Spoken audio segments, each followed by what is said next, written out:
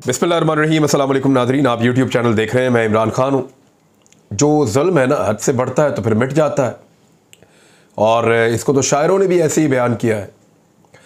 तो ज़ुल्म हद से बढ़ रहा था, यानी अरशद भाई का कत्ल, सहाफ़ियों को पाकिस्तान से जाना पड़ा, FIRs हो रही हैं लगातार। अब FIRs में आज गिन रहा था, साबिर शाकिर भाई को 9 मुकदमात का सामना है। जो अरशद शरीफ शहीद हैं उनके ऊपर 16 मुकदमात थे, 21 मुकदमात मेरे ऊपर हैं, समी इब्राहिम साहब के ऊपर। ये कुछ 50-60 मुकदमात हैं। इन 50-60 मुकदमात के सिर्फ मुद्दइयों को बुलाकर सुन लिया जाए ना, और ये अब हम ऐसे नहीं छोड़ेंगे इस मामले को। ऐसे नहीं हो सकता कि हमारे ऊपर गद्दारी के और बगावत के मुकदमे करवाए जाएं, हम इस मुल्क में ज़िंदा भी रहें और चुप भी कर जाएं कोई डील करके। ये नहीं होगा। हमने सिर्फ अपने बोलने का हक इस्तेमाल किया है, और हम पता करेंगे कि ये मुद्दई कौन थे, इनको कौन लाया था, किसने इनको मजबूर किया था, और इनके पीछे कौन सी ताकत कार फरमा थी। वैसे तो ये बात सबको पता है कि वो कौन था जो इस सारे गंद के पीछे है, जिसने ये सब पाकिस्तान को यहाँ तक पहुँचाया है, जिसने हम सबको मुकदमात के अंदर जकड़ा है। सब जानते हैं वो कौन था, लेकिन हम चाहेंगे कि कानून की नज़र में वो सामने आए और पता चले कि हमारे साथ ये जुल्म किस तरीके से किया गया है। ये हुकूमत रहे, अगली हुकूमत आ जाए, ये हुकूमत चलती रहे, पाकिस्तान में मार्शल लॉ लग जाए, कुछ हो जाए, मेरे ख्याल में इसको मंतकी अंजाम तक पहुंचाना चाहिए। सदर पाकिस्तान ने भी एक लेटर लिख दिया है, और सदर पाकिस्तान भी चाह रहे हैं कि अरशद शरीफ साहब का जो मुकदमा है उसके ऊपर आईने पाकिस्तान के मुताबिक एक प्रॉपर जुडिशल इंक्वायरी की जाए। उसके अलावा शहीद अरशद शरीफ साहब की जो वालिदा मोहतरमा है, माजी ने भी चीफ जस्टिस उमर अता बंदयाल को ख़त लिखा है, और जो ख़त लिखा उसको मैं आपको बता देता हूँ। उसके अंदर क्या कहा कि केस को मुतनाज़ और सियासी मुनाफकत से बचाया जाए और अहले खाना को इंसाफ फराहम किया जाए। अरशद शरीफ की वालदा ने अपने ख़त में लिखा कि कीनिया की पुलिस 3 से 4 मरतबा अपना मौक़िफ़ तब्दील कर चुकी है, जबकि तहकीकाती टीम की रवानगी से कबल वफाकी वज़रा ने मन घड़त कहानियाँ भी बनाई हैं जो अब रिकॉर्ड का हिस्सा है।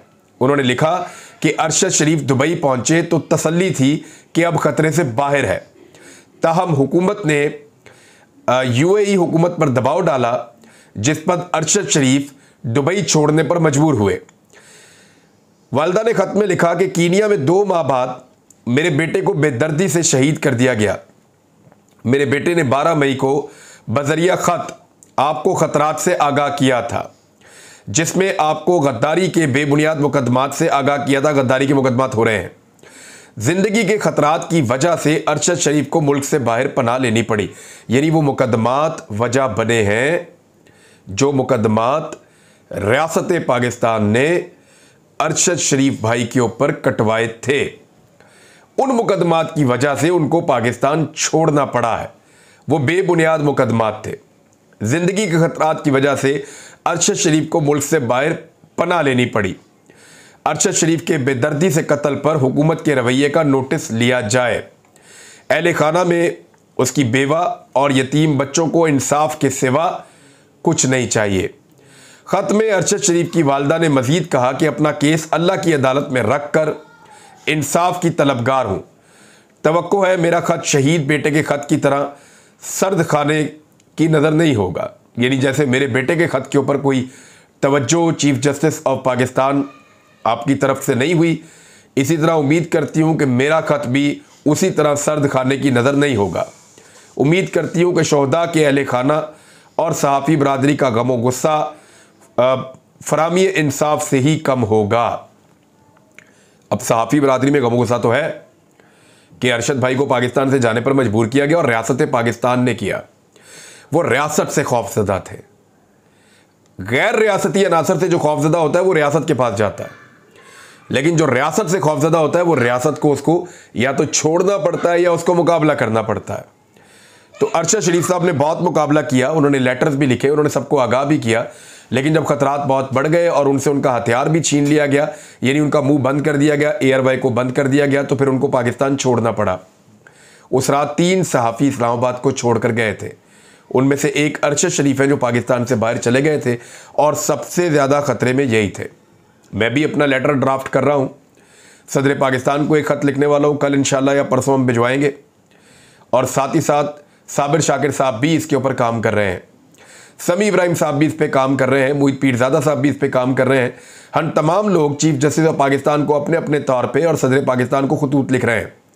साथ ही साथ अक़वाम मुत्तहिदा को भी लिखना चाहते हैं। हम जानना चाहते हैं कि हमारे ऊपर जो मुकदमात हुए उनमें से कितने मंजर आम पर आए और कितने अभी तक खुफिया रखे हुए हैं, और उन मुकदमात के जो मुद्दई हैं वो हमसे क्या चाहते हैं, उनको कौन लेकर आया और किसने उनको इस काम के ऊपर लगाया।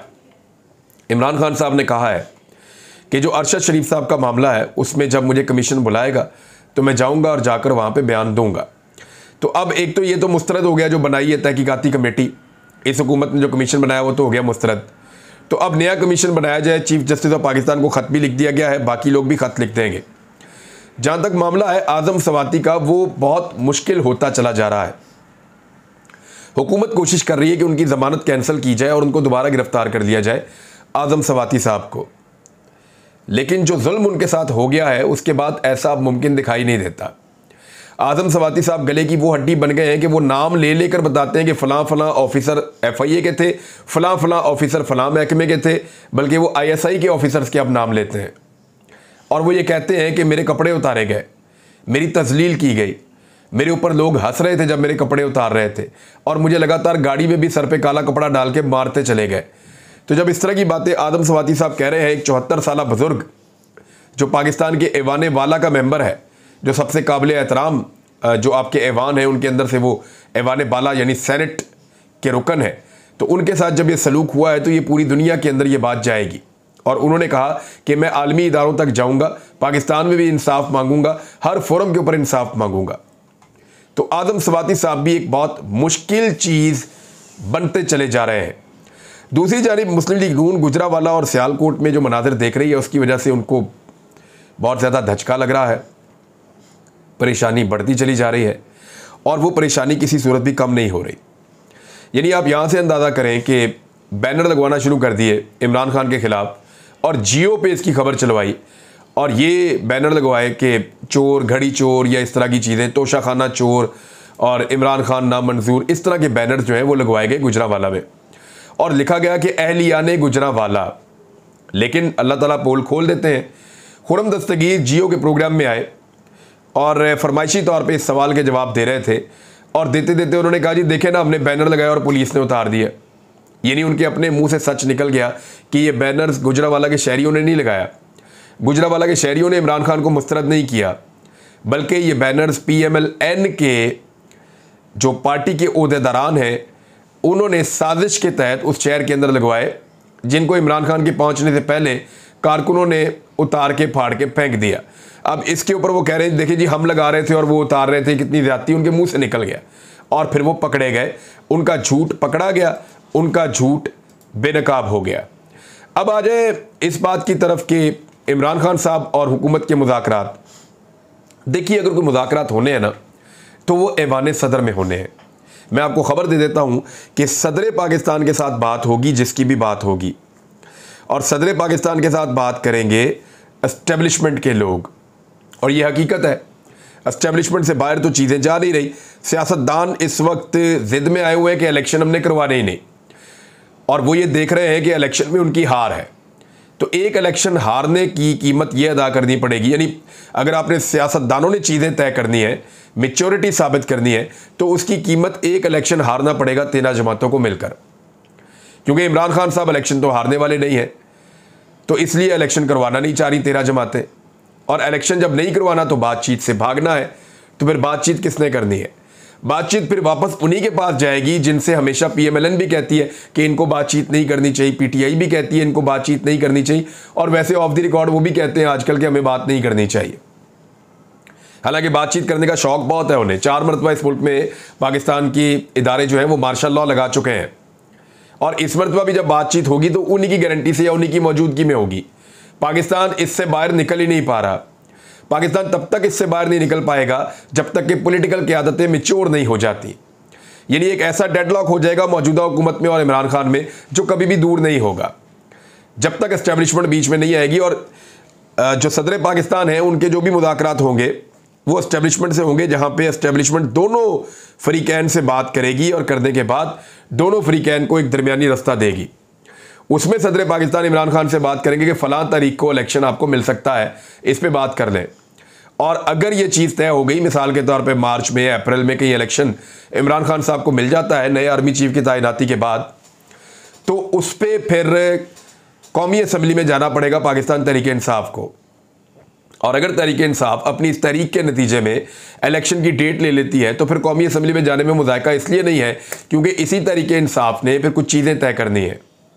यानी इसी तहरीक इंसाफ ने तय करना है कि निगरान हुकूमतें कैसे बनेगी, मिलकर मौजूदा हुकूमत के साथ निगरान हुकूमतें तय करनी है, इलेक्शन कमीशन का मामला तय करना है, दीगर इलेक्शन किस तरीके से होने हैं वो सारी चीज़ें तय करनी है, किन मराहिल से गुजर कर होने हैं, ये सारी चीज़ें तय करने के लिए कौमी असम्बली के अंदर जो कमेटीज़ बैठती हैं वो बैठ के फैसले करेंगी। तो इमरान खान साहब को ये अपनी कमेटीज़ के अंदर कम से कम शमूलियत या कौमी असम्बली के अंदर वापस अपने लोगों को इन करना पड़ेगा, कम से कम 1 या 2 मरतबा के लिए, ताकि इलेक्शन अपनी डेट के ऊपर हो सके। पाकिस्तान का पट्ठा बिठा के रख दिया है इस इम्पोर्टेड हुकूमत ने। अगर इनके सहूलतकार जिद ना करते, अगर इन चीज़ों को पर्सनल ना लिया जाता, ज़ाती जिद और अना को सामने ना लाया जाता, तो जो नुकसान पाकिस्तान को गुज़िश्ता 7 माह के अंदर हुआ है उस नुकसान से पाकिस्तान बच सकता था और अब इलेक्शन के नतीजे में एक नई हुकूमत पाकिस्तान में बन चुकी होती।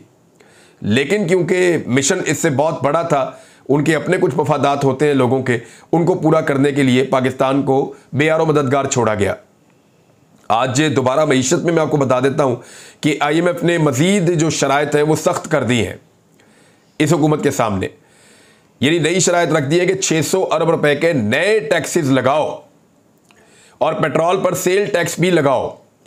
यानी पेट्रोल पर तो लेवी कर दी है आपने, डेवलपमेंट लेवी 50 रुपए, मगर डीजल के ऊपर भी इस लेवी को बढ़ाओ। अगर डीजल पे लेवी बढ़ेगी तो किसान को मार पड़ेगी, किसान को मार पड़ेगी। अभी मेन फसल वो अपनी बोने वाला है गंदम, या अभी वो सिलसिला चल रहा है, गंदम की बुवाई हो रही है, तो उसके ऊपर बड़ा बोझ पड़ेगा। और उसके बाद डीजल की लेवी बढ़ाने के बाद यानी हुकूमत ने प्राइस कंट्रोल मैकेनिज्म पर काम करना छोड़ दिया है, जिसकी वजह से महंगाई लगातार बढ़ती चली जा रही है। ये इस वक्त पाकिस्तान की सूरत हाल है और इम्पोर्टेड हुकूमत आने के बाद ये सूरत हाल पैदा हुई है। बिजली की कीमत हर चौथे दिन बढ़ती है। दोबारा से 2 रुपए फी यूनिट बढ़ाने का नेपरा ने जो है वो एक समरी पेश की गई है। तो क्या अब दोबारा बिजली की कीमत बढ़ेगी? ये वो सारे सवालात हैं जिनका जवाब इस इम्पोर्टेड हुकूमत और इसके सहूलतकारों के पास नहीं है। अगर पहले इलेक्शन करवाते तो पाकिस्तान इस अजाब में ना आता, लेकिन अब क्योंकि इलेक्शन नहीं करवाए और लोग इस हुकूमत को मान नहीं रहे, इस हुकूमत की बात को मान नहीं रहे, सरमायाकारी पाकिस्तान की आदी हो गई है। पेट्रोल की कीमतें 80% बढ़ गई हैं, आपकी बिजली की कीमतें 3 गुना बढ़ गई हैं, आपकी गैस की कीमत दुगनी से ज़्यादा हो गई है, पाकिस्तान के अंदर महंगाई 3 गुना हो गई है। ये सारी चीज़ें करने के बाद इलेक्शन की तरफ गए तो क्या गए? यानी नून लीग सबसे बड़ी लूजर है इस सारे खेल की। नून लीग जिन्होंने ये खेल खेला था, उन्हें लगा इमरान खान गैर मकबूल है, हम हुकूमत में आएंगे, चीज़ों को कंट्रोल करेंगे, NRO 2 मुकम्मल होगा, दोबारा इलेक्शन लड़ेंगे, फिर हमारी हुकूमत आ जाएगी। सबसे बड़ी लूजर इसमें नून लीग बनती चली जा रही है। उनके जो मजबूत हब थे इमरान खान इस वक्त उनको छीन रहे हैं और वहां पे उनकी तहरीक चल रही है। तो नून लीग ने सबसे घाटे का सौदा किया है। पीपल्स पार्टी का भी सौदा घाटे का है, लेकिन सबसे जो नंबर 1 लूजर होगा ना इसका, मैं आपको बता दूं लूजर नंबर 1, 2, 3, 4 कौन होगा पॉलिटिकल पार्टीज में। यानी सबसे बड़ा लूजर तो पाकिस्तान के इदारे ही होंगे ना, जिनकी अपनी क्रेडिबिलिटी को फर्क पड़ता है ऐसे कामों के बाद। लेकिन नंबर 1 लूजर पॉलिटिकल पार्टीज में नून लीग है, जिसको इतना डेंट पड़ेगा। वो हुकूमत बनाने जा रहे थे अगली मरतबा, अब इलेक्शन जीतना, इलेक्शन लड़ना मुश्किल हो गया है। दूसरे नंबर पे जो सबसे बड़ी लूजर जमात बनेगी वो MQM बनेगी। कराची के अंदर जो नया सर्वे आया ना, उसमें जनरल इलेक्शन के लिए इमरान खान के लिए नंबर 1 पार्टी PTI करार पाई है कराची में सर्वे के मुताबिक, और बल्दियाती इंतखाब के लिए दूसरे नंबर पे पीपल्स पार्टी लोगों की चॉइस आई है। MQM चौथे और 5वें नंबर पे है, ना पहले पे, ना दूसरे पे, ना तीसरे पे, चौथे और 5वें नंबर पे MQM खड़ी है कराची के अंदर। ये हालत हो गई है MQM की। तो पहले नंबर पे सबसे बड़ी लूजर नून लीग, दूसरे नंबर पे MQM, तीसरे नंबर पे मौलाना फजलुर रहमान की जमात। मौलाना फजलुर रहमान साहब की जमात ने शेरानी साहब को खो दिया, जिससे बलूचिस्तान के अंदर उनकी ताकत तकरीबन खत्म हो गई। खैबर पख्तूनख्वा में अपने कीमती लोगों को खो दिया। मौलाना गुल नसीब उनमें से एक हैं, दीगर और बहुत सारे साथी हैं। और उनकी जमात में ना सिर्फ दरारें पड़ी बल्कि वो कमज़ोर हुई और अब अगले इलेक्शन के लिए उनमें वो दमखम बाकी नहीं है मौलाना साहब में।